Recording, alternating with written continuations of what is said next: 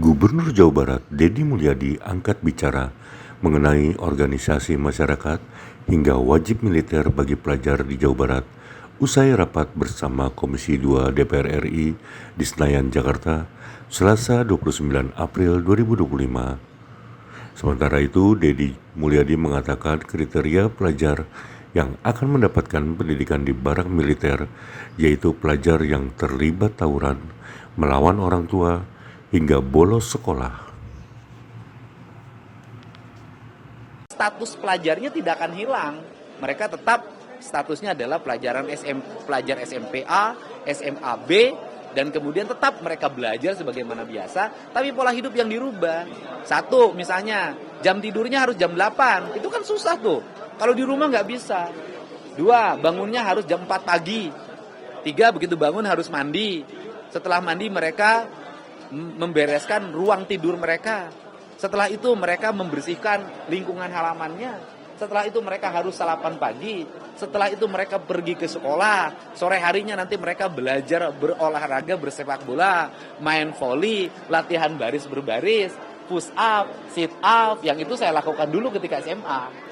Hari Senin Kamisnya diajarin puasa Senin Kamis. Setelah maghrib mereka belajar mengaji bagi muslim. Kan bagus. Kan ini arah pembinaan yang tidak didapatkan di ruang lingkup kehidupan pribadi mereka di lingkungan rumahnya. Dan tidak ada pelatihan militer. Jadi masuk barak militer bukan latihan perang-perangan, bukan.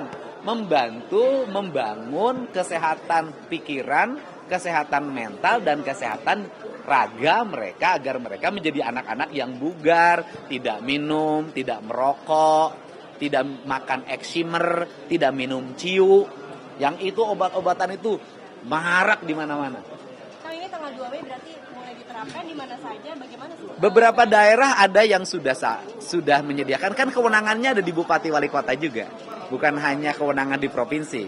Nah, saya di tanggal 2 akan menyelenggarakan itu di Kota Bandung. Tetapi Kabupaten Purwakarta, bupatinya udah telepon saya, sudah siap untuk melakukan pembinaan kerjasama dengan Batalion Armed 9 Pasopati. Kemudian Kabupaten Cianjur menyatakan sudah siap. Nanti malam saya cek lagi yang Bupati Wali Kotanya memiliki kesiapan. Ini artinya 6 bulan mengikuti tadi pendistribusian. Bisa 6 bulan, bisa setahun. Berarti kalau misalnya 6 bulan itu kayak misalnya pelajarannya sama di sekolah itu Tetap belajar di sekolah. Tetap belajar, mereka tetap melaksanakan kegiatan belajar mengajar, gurunya mengajar di sekolah. Cuman bedanya mereka melaksanakan kegiatan itu di areal komplek militer atau Polri. Nanti ada ruang kelasnya. Nanti ada guru yang dari sekolah di mana dia asal untuk berkunjung. Nggak ada problem apapun. Saya dulu pernah membuat ruang itu dengan membuang ruang sepak bola. Saya bukan baru loh. Saya dulu bikin sekolah sepak bola namanya Asad Jaya Perkasa yang sekarang pemainnya sudah banyak menjadi pemain nasional. Mereka dimasukkan dalam barak, komplek, kemudian mereka dididik sekolah sepak bola, dan mereka terafiliasi pada sekolah-sekolah tertentu. Dan berhasil menjadi pemain-pemain timnas, pemain profesional hari ini. Tapi kategori penduduk bermasalahnya seperti apa misalnya? Untuk kategori seperti apa? Tukang tawuran, tukang mabuk, tukang main Mobile Legend, yang kalau malam kemudian tidurnya tidak mau sore, ke orang tuanya melawan, melakukan pengancaman, di sekolahnya bikin ribut, bolos terus, dari rumah berangkat ke sekolah, pas sekolah nggak nyampe. Kan kita semua dulu pernah gitu ya. Udah ada koordinasi dengan Kementerian Pendidikan Dasar dan Menengah kan? Ya begini, ini kan kita, kalau koordinasi kan tentu Kementerian Pendidikan Nasional, Pendidikan Dasar Menengah kan sudah melihat langkah-langkah yang dilakukan di Jawa Barat. Kenapa? Coba gini deh ukurannya, kebijakan ini sangat disetujui oleh orang tua, dicek di media sosial, siapa sih yang paling mendukung terhadap kebijakan saya? Rakyat Jawa Barat. Siapa yang menentang? Para elit. Nah pertanyaannya, elit-elit ini ngurusin nggak anak-anak yang tawuran tiap hari? Elit-elit ini ngurusin nggak tuh anak-anak yang di kolong jembatan tidurnya tiap hari? Kan nggak ada yang ngurusin. Cuman komentar aja bisanya. Itu dalam bentuk himbauan atau nanti akan diturunkan dalam bentuk aturan resmi lewat Dinas Pendidikan? Hari ini kita sudah bikin surat edaran gubernur. Mungkin hari ini surat edaran gubernur sudah saya siapkan. Kepala sekolah sudah kita kumpulkan. Dinas Pendidikan Kabupaten Kota sudah kita kumpulkan. Kemudian Kepala Kementerian Agama, Kantor Kementerian Agama Kabupaten Kota sudah kita kumpulkan. Sudah bertahap. Nanti saya tuh punya kebiasaan buat opini dulu, kemudian sosialisasikan dulu, baru bikin surat edarannya. Kalau dulu enggak surat edaran, terus habis itu enggak berfungsi surat edarannya. Saya enggak. Kalau koordinasinya dengan pejabat militer ini seperti apa, Pak? Kita kan sudah ada MOU dengan Mabes TNI Angkatan Darat. Kita juga kan memiliki kesamaan visi dan misi dengan Polda, dengan Kodam. Para bupati wali kota memiliki sinergi dengan Kapolres dan Dandim dan batalion-batalion di setiap daerah. Nggak ada problem. Kang, ini terkait audit dana hibah, ini progresnya gimana, Kang? Karena kan belakangan juga ya. Oke, dana hibah saya sudah identifikasi. Kemudian saya sudah pilah-pilah mana hibah mandatori, mana yang bukan mandatori. Mana yayasan yang kemudian mana hibah di bawah 100 juta, mana hibah di bawah 500 juta, mana hibah di atas 500 juta, mana hibah di atas 1 miliar, mana hibah di atas 5 miliar, mana hibah di atas 40 miliar. Saya sudah punya identifikasi itu. Dalam waktu dekat kami akan melihat dari sisi aspek auditnya. Setelah audit nanti kami lihat kecenderungannya seperti apa. Setelah kecenderungannya kami baca, pemainnya siapa, arahnya kemana, kami akan membawa ini ke ranah hukum agar menjadi pembelajaran penting, tidak terulang persoalan serupa. Kang, ini audit ini kira-kira bisa menyelamatkan berapa besaran APBD Jabar? Kalau menyelamatkan tidak akan, kan duitnya udah dikeluarin. Paling mereka harus mengembalikan, kan gitu loh. Ada dorongan Ya kalau nanti ditemukan bahwa auditnya ternyata SPJ-nya fiktif, ya pidana korupsi, kan gitu loh. Tetapi yang paling utama adalah menyelamatkan keuangan Provinsi Jawa Barat ke depan. Termasuk kan kami kemarin sudah melakukan realokasi anggaran. Realokasi anggaran itu sesungguhnya adalah penyelamatan keuangan negara.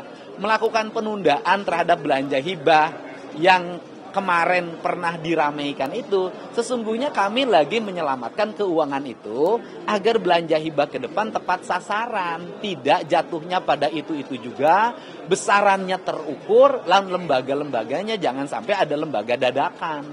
Karena sistem menyimpannya bukan hanya di dana hibah, simpan menyimpannya itu ada dititipin di lembaga ini, ada dititipin di lembaga ini, ada dititipin di lembaga ini, lembaganya ada yang disimpan di lembaga yang berada di Provinsi Jawa Barat, ada yang di kabupaten kota. Dan kan saya sudah tahu alurnya ini semua, sehingga yang muncul ke permukaan itu adalah dorongan ketidakpuasan politik atas kebijakan-kebijakan yang saya buat, yang kebijakan itu sesungguhnya untuk menyelamatkan keuangan daerah Provinsi Jawa Barat agar melahirkan keuangan yang transparan, akuntabel, dan berkeadilan.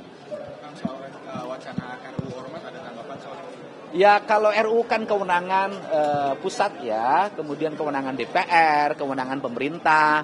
Prinsip dasar bagi kita di Provinsi Jawa Barat adalah satu hal saja. Kita ingin daerah-daerah ini aman, tertib.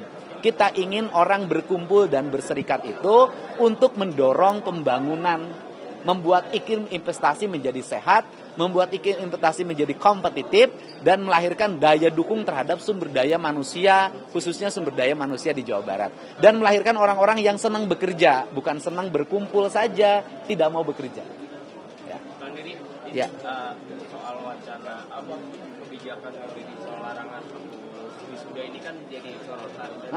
Kemudian tadi ditanggapi oleh Pak Mendikbud, itu kalau bisa ya dikembalikan saja kepada persetujuan orang tua dan wali. Begini, Secara teori itu adalah tergantung kemampuan orang tua dan persetujuan orang tua. Kan orang jangan ngelihat ke atas, saya ini hidup bergaul dengan masyarakat dalam setiap hari. Tapi orang tua itu tidak akan kuat manakala sekolahnya menyelenggarakan. Anaknya nangis, anaknya ngambek, anaknya merasa di lingkungannya menjadi terpinggirkan sehingga orang tuanya terbebani. Akibat orang tuanya terbebani, pinjem bank emok, udah deh. Pinjem bank keliling, pinjem pinjol, angka kemiskinan di Jawa Barat akan semakin meningkat.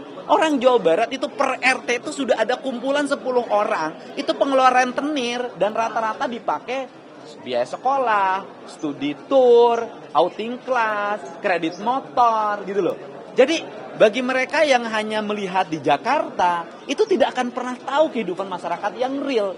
Saya ini hidupnya di tengah-tengah masyarakat dan saya ini tiap hari itu nanganin orang yang numpuk di rumah saya, di rumah dinas. 100 orang mengadu hal yang sama.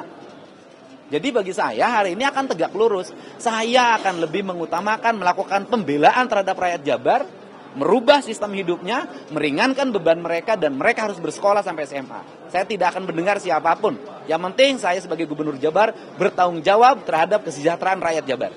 Kang Deddy, lagi boleh nggak? Ya. Ini viral di SMA daerah Bandung. Ada guru meminta siswanya bikin gambar alat kelaminnya sendiri. Ya, kalau guru itu ada, ya kan, kalau guru itu ada, sebutin gurunya di mana, SMA mana, besok saya berhentikan. Ya. Ngecek langsung ya Bang? Iya, kita cek langsung. Pokoknya kita tidak akan ada toleransi guru-guru yang tidak mencerminkan spirit pendidikan. Kang, terkait pengaduan mantan pemain sirkus Oci Taman Safari gimana? Sudah tadi bertemu. Ya, hasilnya nanti saja lihat tayangannya di YouTube saya malam. Terima kasih. Ada nih soal Cirebon diusulkan sebagai daerah istimewa. Ada sudah dengar soal itu? Kenapa? Cirebon diusulkan sebagai daerah istimewa, sudah dengar soal itu? Iya, kita sih selama itu untuk kepentingan dan kesejahteraan rakyat Cirebon nggak ada masalah. Kan seluruh rangkaian itu adalah bagian dari upaya kita menghargai culture atau kebudayaan, menghargai sejarah, dan menghargai masa depan. Saya sebagai gubernur akan mendorong siapapun, kelompok manapun